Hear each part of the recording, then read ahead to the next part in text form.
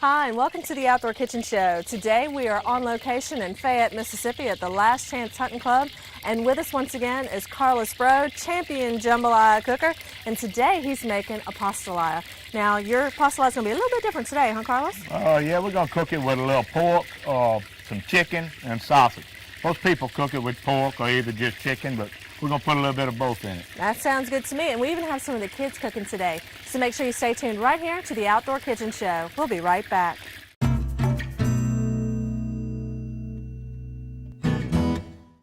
Welcome back to the Outdoor Kitchen Show. Today we are on location in Fayette, Mississippi at the Last Chance Hunting Club.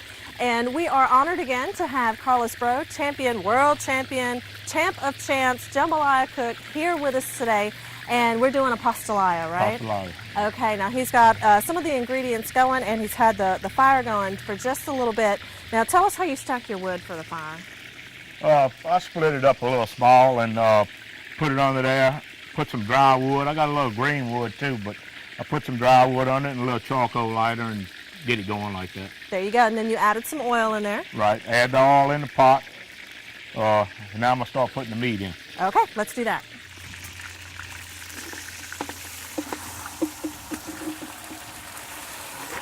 Now that's the pork and the chicken together? Pork and chicken. Now Carlos, is this your antique pot? Yeah, this is pretty old. This is one of the pots I bought out of Florida, probably 20 years ago. And it's a number 10 pot, and it's a real old pot. All right, now you're stirring the meat. At what point do you season it? I'm going to put a little salt and pepper. Most of the time I'll put the seasoning after I got the water and season it up like that. Or you can see, a lot of people like to season the meat. Sometimes I'll put a little salt, pepper, and a little garlic powder on the meat while I'm browning it. Okay, do you think it would make a big difference if you marinate it or no? Because you're putting in a lot of flavor as soon as this is cooked. I don't usually marinate it. Okay. The only time I marinate meat is if I'm cooking deer meat. Ah, excellent. Now, y'all, the family traditions here in the woods aren't just about hunting. They do cooking as well. Now, we have Brooke Everett here. Now, Brooke has been on the show every year since we've been doing the youth hunt because she always kills a deer. And this year, she's doing a mini pot jambalaya. Now, this isn't your first mini pot, right, Brooke? You've been doing this for a little bit? Yeah, I've been doing this for like a year now. Okay, now who taught you how to do this? My stepdad. Okay, and that's Cody, right? Yeah. Cody Bro. Now the Bro family, you saw Carlos, he's cooking over here on the open fire and everything. They have a tradition of winning some cooking championships, and you ready for that, right? Yeah. Okay, now you're doing the jambalaya, so you've got some pork in your cup here? Yeah. Now this pot don't hold much. How much you got? A cup. One cup. Now Brooke, how many times have you done the little mini pot? I did like at least 20 times. We do it around my house, like on weekends and stuff. When we get bored, we just practice. And then me and Cody go on little mini pot.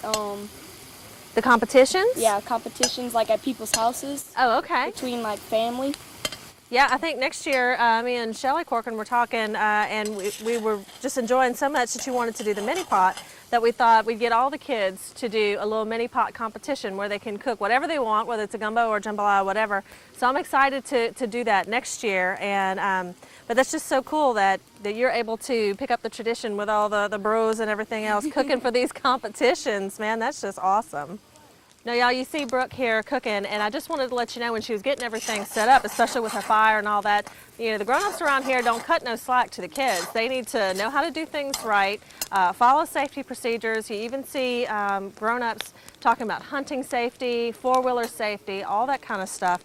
Kids around here, they know when it's okay to play and when it's time to be serious. So when you're in the woods and cooking like this, you definitely want to make sure you watch that.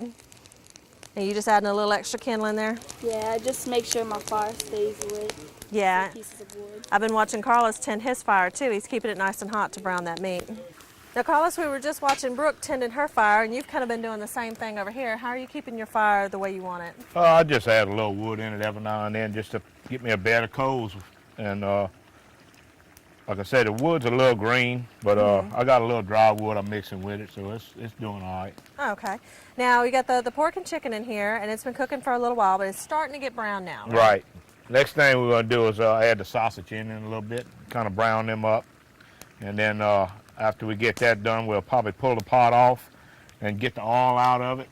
And then we'll add, put it back on and add the onions. Okay. We're adding the sausage, and we'll brown the sausage a little bit with the meat, and then we'll take the pot off the fire and see if we can get some of that oil out of it before we put the onions in.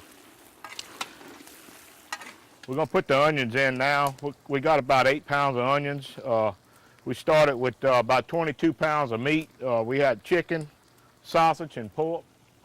So we're going to add the onions now. All right.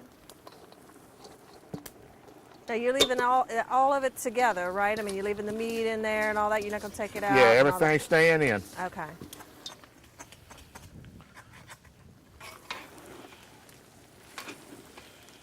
Now while he's stirring this, we're about to take a look and see how Brooke's meat's doing. It looks like she's getting ready to put some sausage in.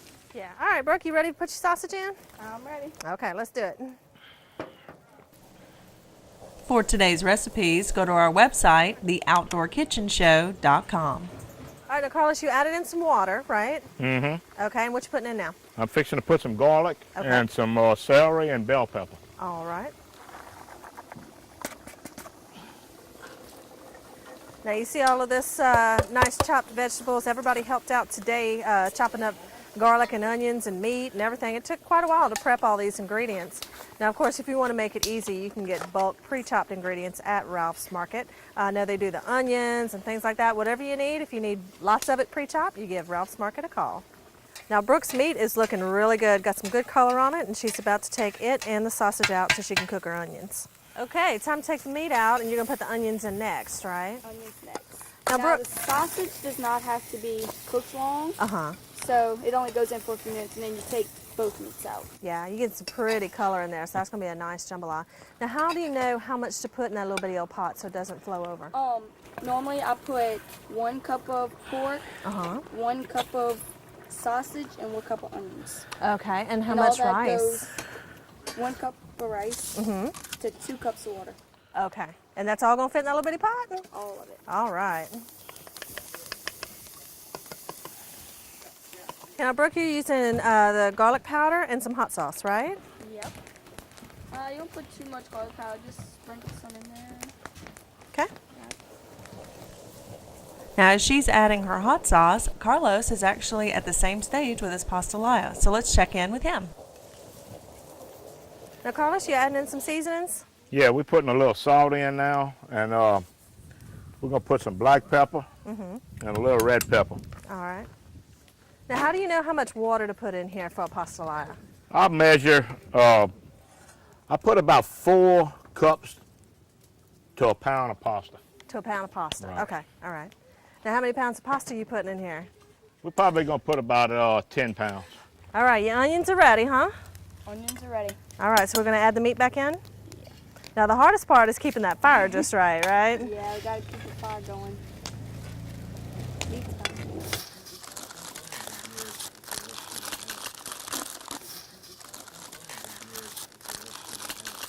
Okay, Carlos, what kind of stage are we at now here? Right now we got all the meat in, all the onions, the bell pepper, the celery, garlic. What we're doing now is cooking it down, getting the seasoning right, and we're gonna keep checking the seasoning until I get it, the salt and the pepper like I want it. Okay. And the next thing I'll add will be the mushrooms and the green onions, and I'll let it cook for a little while, and then we're gonna add the pasta. Okay, now, but it's going to be a while before you put the mushrooms and Right. stuff in there because you're using the fresh stuff. Right. Right. Okay, so now you said you're going to take it off the coals and you let it cool out and try to skim I'm it a gonna little take bit? it off and let it cool for about 20 minutes.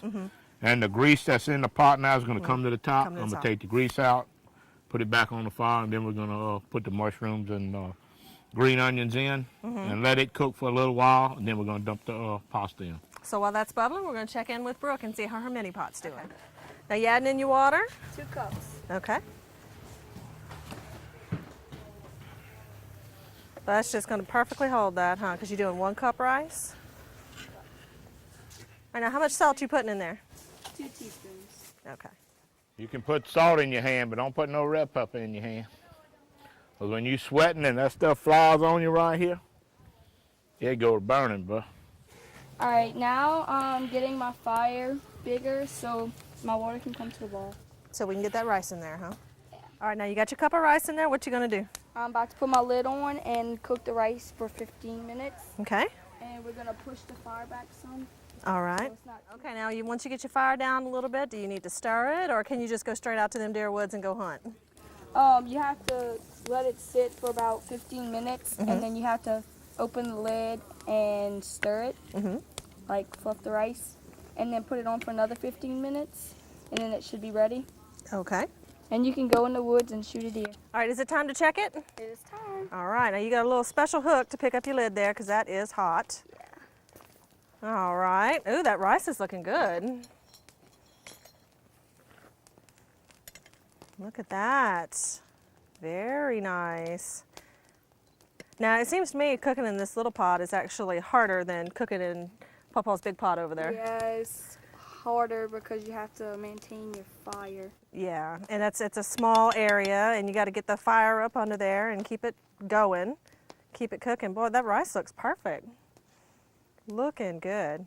Now, you're going to put the lid back on this and just kind of let it cook a little bit more, and then you're heading to the deer woods, right? I'm going hunting with Miss Shelley as soon as this is done All right, you're going to put the lid back on?